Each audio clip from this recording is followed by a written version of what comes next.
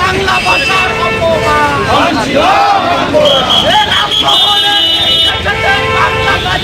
মুদের গরব মুদের আশা আমরি বাংলা ভাষা।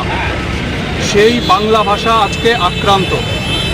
আরএসএস বিজেপির শাসনে সারা দেশে বিভাজনের রাজনীতির অঙ্গ হিসাবে যারা বাংলা ভাষাভাষী মানুষ আছেন তারা চূড়ান্ত হেনস্থার শিকার হচ্ছে।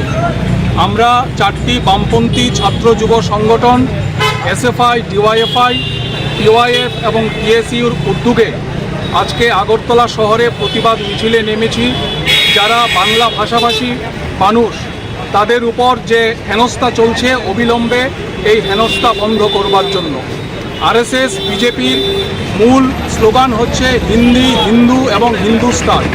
এটাকে কার্যকর করতে গিয়ে তারা যারা বাংলা ভাষাভাষী মানুষ আছেন তাদেরকে হেনস্থা করা হচ্ছে। এমনকি বিজেপির এক নেতা অমিত মালব্য উনি বলছেন বাংলা ভাষা নাকি কোনো ভাষাই নয়, অথচ আমরা জানি যে সারা পৃথিবীর 35 কোটি মানুষ বাংলা ভাষায় কথা বলেন এবং আমাদের দেশের সংবিধানের একটি স্বীকৃত জাতীয় ভাষা হচ্ছে বাংলা এবং সারা পৃথিবীর মধ্যে কথোপকথনের মাধ্যম হিসাবে 5ম ভাষা হচ্ছে বাংলা। সেই বাংলা আজকে আক্রান্ত।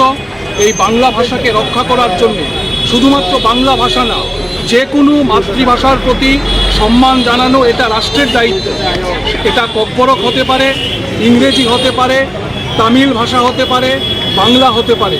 ফলে এই ভাষার প্রতি আরএসএস বিজেপির যে বিভাজনমূলক দৃষ্টিভঙ্গি তার প্রতিবাদেই আমরা আজকে রাস্তায় নেমেছি, প্রতিবাদে সামিল হয়েছি।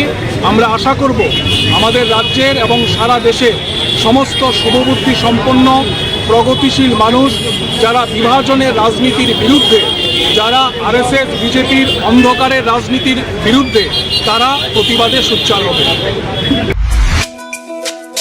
তুমি আছো রান্নাঘরে, তাই সুগন্ধে ভরে, যা খুশি তেমনই খাই তোমার জাদুর রান্নায়। থাকে শুধু লং তরাই, থাকে শুধু লং তরাই, কত কেজি রান্না হয় মন তাই করছো জয়।